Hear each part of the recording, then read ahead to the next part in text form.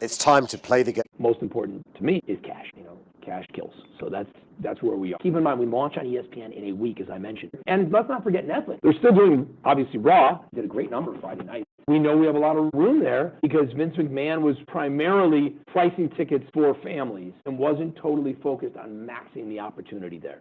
He's supportive of the direction WWE is going. I wasn't asking for his opinion. We're in the sweet spot with a lot of opportunity to increase our margin by increasing our ticket yield, especially at WWE. An event that previously brought 70,000 fans to the Dome and $175 million to the area won't return next year as planned. WrestleMania 2026 has moved to Vegas, and some would-be tourists are upset. WWE equalized the UFC at 59% EBITDA margins, driven largely by global partnership ticketing, live ticketing, and of course site fees, and of course our leverage. We're going to be a cash gusher. We really are, and we take a lot of pride in that because we are laser focused on cash flow, laser focused on sustainable long-term EPS growth, and that all equates to the bottom line where it benefits shareholders as long as we are pushing those returns, that capital return, to our shareholders. It's a pleasure to welcome back to the Communacopia and Technology Conference this year Mark Shapiro, President, COO, and COO of TKO Holdings. So when you look at global partnerships and ticket sales and media rights, hey, well, where are you guys going to go from there? We're an execution story. That's what we are right now. It's early innings. We're still trying to squeeze out more. We're going to take a bite of both parts of the apple, and we're going to try to put this on super acceleration and really gas. Watching WWE.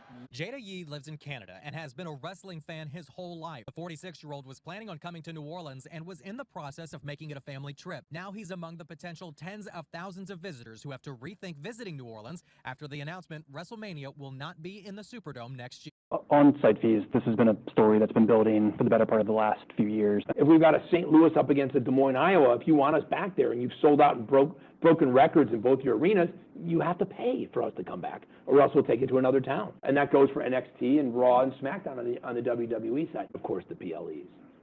And hopefully WrestlePalooza is a winner and we can bring that back annually, because that could just be a marketing bonanza for us if we do that right.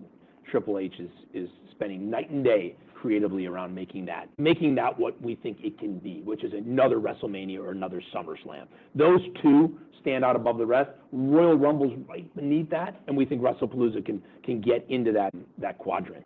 What I would say on this front is that we need to sell all those out. We haven't done that yet. We're having a lot of conversations, everywhere from Atlanta to Charlotte, to London and Paris. I mean, no shortage of countries similar to F1 that want to see us bring our show to town. And even in the Middle East.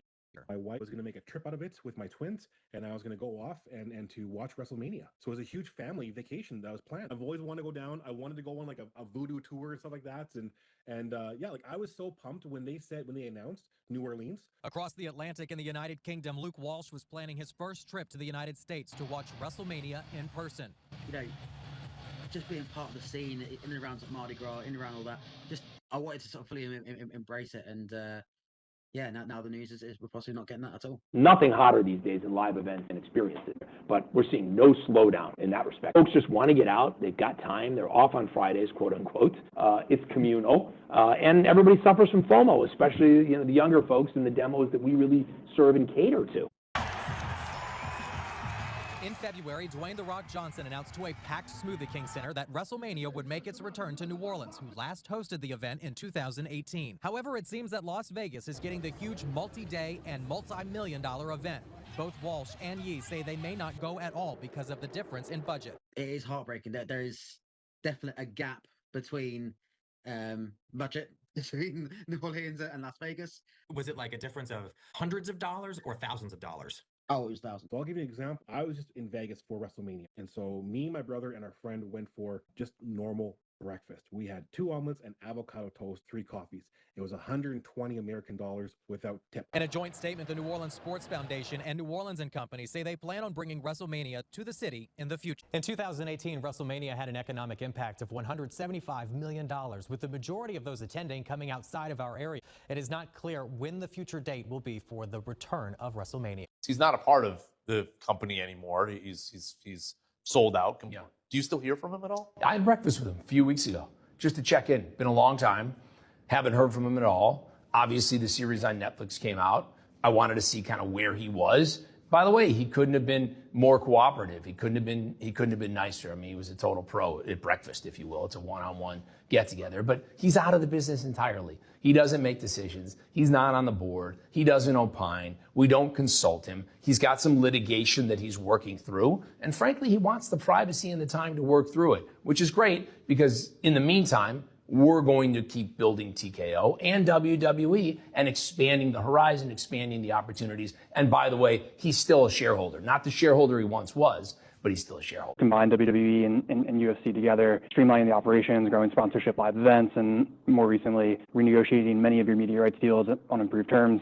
Maybe just thinking about all that you've executed against and how the TKO story has progressed. One of the things that can really kill a company is hubris, especially in the management team, the leadership, the culture. So we're highly sensitive to that, and antennas are up high. And I say that because right now we have a lot going for us, right? We're really, knock on wood, hitting on all cylinders, delivering on the promise across the board from a business standpoint on every metric we laid out. And then on the PLE front, look, that deal wasn't up till the end of April. And instead, we are launching September 20th. Next weekend, we're launching in Indianapolis with a brand new franchise, which we hope will be an annual recurring franchise in WrestlePalooza. These are the extras, getting ad inventory, right? Not having to spend so much on ancillary programming and production.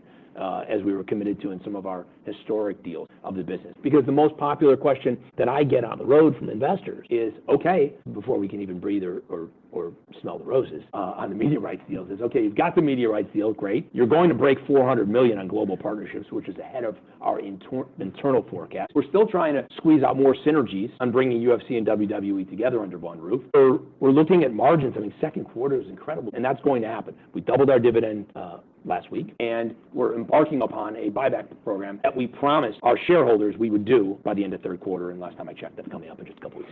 I do want to get to capital returns and capital allocation more broadly, but maybe picking up on something that you touched on partnership and sponsors and the broader opportunity of bringing more brands into the ecosystem. It's been a great growth story over the last year or two for UFC and WWE in particular. The new deals you mentioned have some ad inventory available, I think 2 minutes an hour. Could you talk a little bit more about where we are in the growth story and sponsorship, maybe how this new inventory unlocks opportunities for you? Contractual, stable, escalators, recurring, a good place to be in more and more brands, especially as these two properties become more mainstream, want to be involved with us. No, we've got all in broadcast integration. So all broadcast integration we control, all in arena we control. And then, of course, our IP in terms of supermarket aisles and consumer products we control. Week in and week out, upwards of 30 different countries, we're in the top 10 list each week with Raw. And the PLEs, the premium live events, are also returning beyond their pro forma. So that's a good story. But we don't want to take that for granted. We need them to keep marketing us. You can quickly get lost in the Squid Games or the K-pops of the world. So you have to keep Netflix focused on that. We're partners. It's in their best interest. And we have work to do there. So, of course, we'll be opportunistic. But we're here to talk about executing. We're here to talk about strong launches. We're here to talk about more marketing. Let's expand our margins. Let's bring in that free cash flow, and let's get it back to shareholders. And if stuff comes up along the way, terrific. On live events, you guys have spent the better part of the last 2 years optimizing some of the capacity around UFC and WWE, optimizing some of the pricing, and ticket prices are very impressive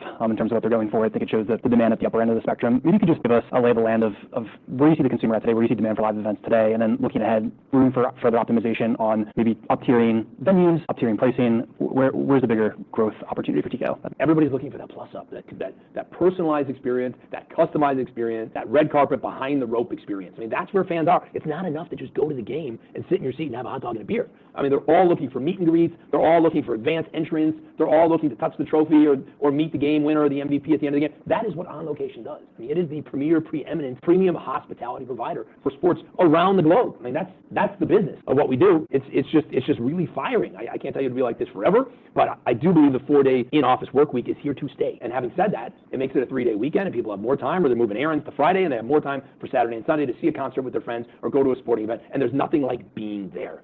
That experience is premium, and it's invaluable, and you can't replicate it. And as long as rivalries stay strong and these sports remain strong and competitions remain strong, we're going to be in a good place. That WWE is not where the UFC is yet, as you know, on ticket yield. We have our work to do there. But we've seen a meaningful increase, as evidenced by the 59% margin we did second quarter with regard to EBITDA margin, which was equal to the UFC. That ticket yield and site fees playing a big part in driving that. And we know we have more room to go.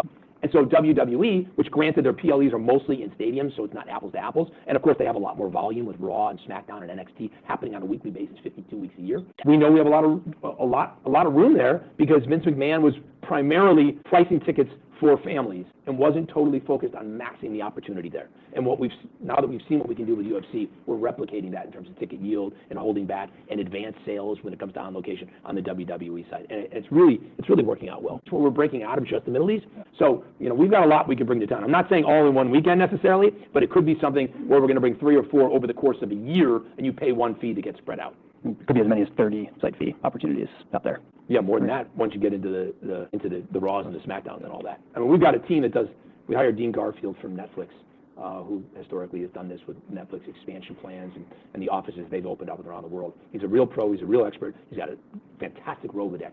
And he has an entire team that works across the board with Nick Khan at WWE and Lawrence Epstein at UFC. And we are knocking on doors everywhere to really sell these out. But we're not in a hurry. We're not going to rush these deals so they won't max them out. Because once you set that level of where you're going to be, and it ends up being too low, getting a 100% increase of basically nothing is 100% of nothing. If revenue growth drops down to the bottom line, would just be curious at your take as you look forward into next year, balancing reinvestment in the OpEx of the business, whether that's fighter pay, whether that's more ancillary programming around the UFC and WWE to build engagement, to build fan momentum. How should investors really be thinking about the level of reinvestment? I think it'll be a normalized course, frankly. We're running a pretty lean cost structure, and in that cost structure is fighter pay, and we're going to continue to do right by our fighters and our superstars, and the cream of the crop will be paid the premium dollars. And when we do deals like this, we don't hoard that money. We invest in the product. So our last deal with ESPN saw us give bonuses for fight of the night, give bonuses for the knockdown or submission of the night.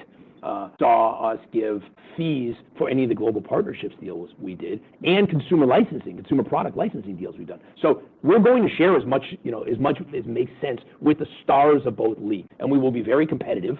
We are very competitive. We pay more than any other competitor we have in the combat sports space, and we know why we're here. And it's a team effort. It's our brand. It's the work that Dana White does on the WWE side. It's the creative force that Triple H is. It's the strategy that Nick Khan drives. And it's ultimately the hard work put in by our crews. I mean, remember, we're doing a lot of fights per week. Monday Night Raw, you got an NXT on Tuesday night, you got a Friday Night Smackdown, you got a UFC fight, and sometimes you have a PLE or a numbered event. I mean, there's a lot of events to put down. There's no breaks in this company. It's 52 weeks a year, so we have to pay for performance in terms of our people, but we're focused on it. And you'll get some of those. They deliver more in return. So it's a scale and it's a formula, and we're very transparent about it with our fighters and our superstars. Maybe pivoting back to some of the other assets within the Endeavor complex, you mentioned On Location. Can you talk a little bit more about the longer term growth for On Location and picking up new pieces of IP, new events to layer onto the platform? And then as part of this too, the conversation I do have with investors around this is thinking through the risk profile of some of these contracts. They typically tend to be more fixed deals, which transfers the risk to On Location. How do you get comfortable with that? Yeah, where I get comfortable is not doing those deals. Doing a minimum guarantee is not something we're in the business of doing going forward. I mean, will there be one-offs where it makes sense and the demand is so insane that the risk profile is lower, so therefore we have more tolerance? Yes. But by and large, we want splits. We're the leader in the industry. Most importantly, it's not about just the portfolios, that we do it better than anyone. I mean, there is no peer as it relates to the quality, the delivery of quality and high premium experience that On Location brings to the table. You don't do work with the Masters in Augusta unless you're the best of the best, period. They are very careful about who they surround themselves with in terms of partners. We don't take that for granted. We keep investing in the product, the people, and really the brand partners that we have.